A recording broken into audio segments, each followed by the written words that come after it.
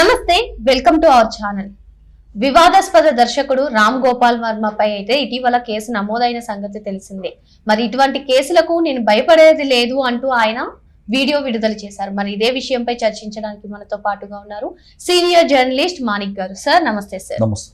Sir, I don't care, నేనేది పట్టించుకోను అని వివాదాస్పద దర్శకుడు ప్రస్తుతం నాపై బనాయించిన కేసులకు నేను భయపడట్లేదు అనే వీడియో అయితే రిలీజ్ చేయడం జరిగింది. మరి మీ స్పందన ఏంటి సార్? రామ్ గోపాల్ వర్మ గతంలో చాలా నీచాతినీచమైన పోస్టులు పెట్టాడు.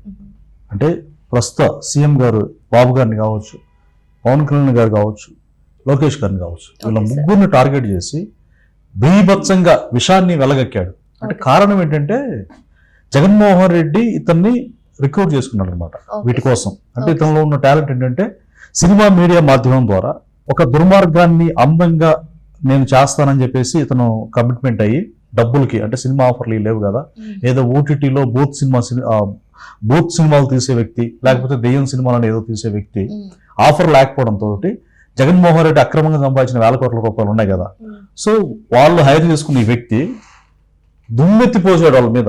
అంటే అన్యాయాన్ని, దుర్మార్గాన్ని రంగరించి చేశాడు. సో తప్పు చేసినప్పుడు శిక్ష అనేది అనివార్యం కదా. సో అందులో భాగంగానే కేసు నమోదైంది. అంటే అప్పుడు వైకాపా ప్రభుత్వం ఉంది కాబట్టి వాళ్ళు కావాలని మిస్యూజ్ చేశారు పోలీస్ డిపార్ట్మెంట్ ని. ఇప్పుడు కూటమి ప్రభుత్వం వచ్చింది కాబట్టి ఇతని మీద కేసు బుక్ అయింది. ఇతను చేసిన దుర్మార్గాలకి ఇతను హైకోర్టు కూడా ఆశ్రయించాడు. బట్ నో యూజ్ అనమాట. యాజ్ ఎర్లీ యాజ్ పాసిబుల్ ఇతను అరెస్ట్ చేస్తారు. ఇక్కడ మనం చూసినట్లయితే ఏడాది క్రితం నా ట్వీట్లకు ఎవరి మనోభావాలు దెబ్బతిన్నాయట, ఆ ట్వీట్లతో సంబంధం లేని వారి మనోభావాలు ఎలా దెబ్బతింటాయి అని అడుగుతున్నారు సార్. ఏడాది క్రితం పోస్టులు పెట్టా అంటున్నాడమ్మా.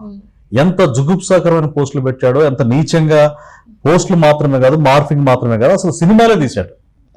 తీస్తే ఎవరి మనోభావాలు దెబ్బతిన్నాయంట అని నంగరాజ్ కపూర్ చెప్తున్నాడు. ఎవరి మనోభావాలు ఎందుకు దెబ్బతినం?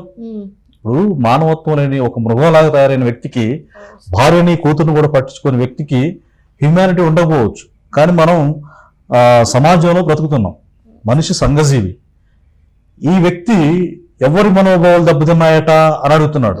ఎవరినైతే దూషించాడో, ఎవరినైతే విమర్శించాడో వాళ్ళ మనసు గాయపడింది కనుకనే కేసులు ఫైల్ అయినాయి. అంటే సార్ నాకు ఒక డౌట్, ఒకరి పైన జుగుత్సాకరంగా పోస్ట్ చేసినప్పుడు అంటే ఆ రిలేటెడ్ వారికే అది వర్తిస్తుందా? అంటే సగటు ఆడపిల్లగా కూడా రియాక్ట్ అయ్యే వాళ్ళు ఉంటారు.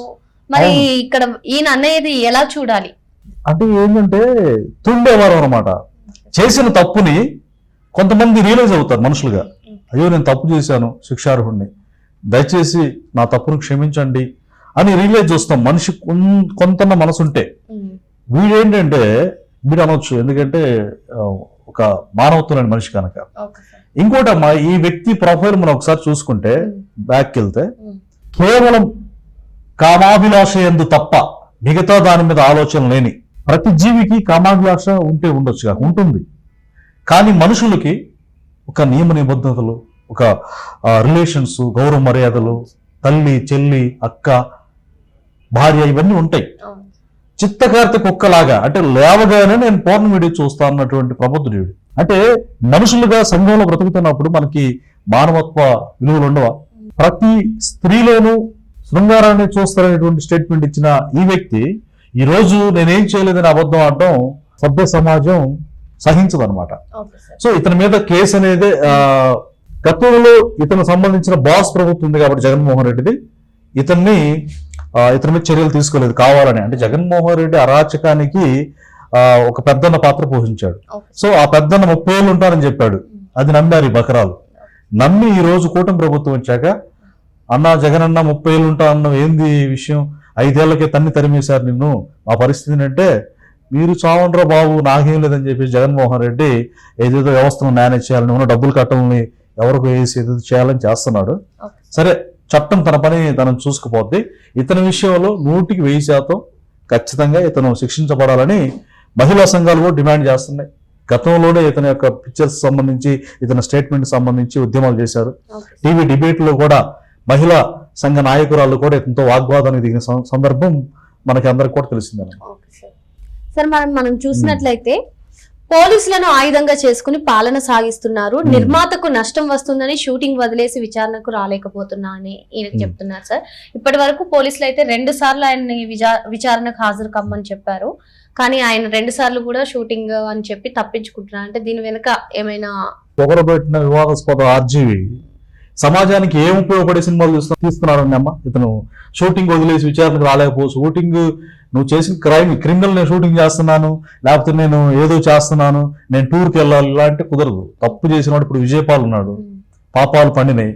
ఒక ఐపీఎస్ అధికారిగా ఉండి ఆ విజయపాల్ ఏం చేశాడంటే ఇప్పుడు ప్రస్తుత డిప్యూటీ స్పీకర్ గారిని రఘురామకృష్ణరాజు గారిని చిత్రవదగా ఇబ్బంది పెట్టి ఆయన 3rd డిగ్రీ ఉపయోగించిన దాంట్లో ప్రధాన నిందితుడు దోషి. ఆయన కంప్లైంట్ ఇచ్చాడు. అప్పుడు జగన్మోహన్ రెడ్డి గవర్నమెంట్ లో కనీసం దీని మీద ఎఫ్ఐఆర్ కూడా కాలేదు.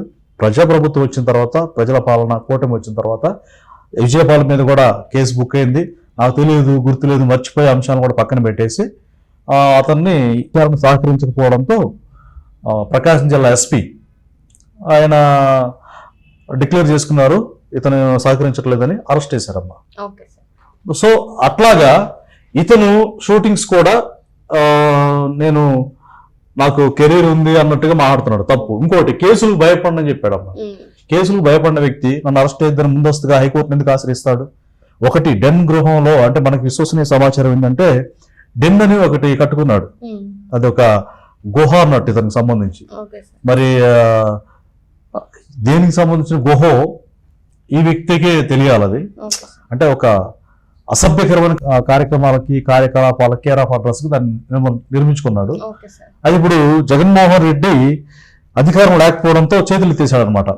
లోపల ఏడిచి బయటికి వచ్చి ఈ స్టేట్మెంట్లు ఇస్తా ఉన్నాడు.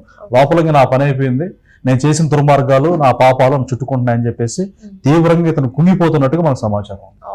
ఈ రోజు ఈ అంశంతో వచ్చేసాం. మరో రోజు మరో ఒక అంశంతో మళ్ళీ కలుద్దాం. నమస్తే. నమస్తే.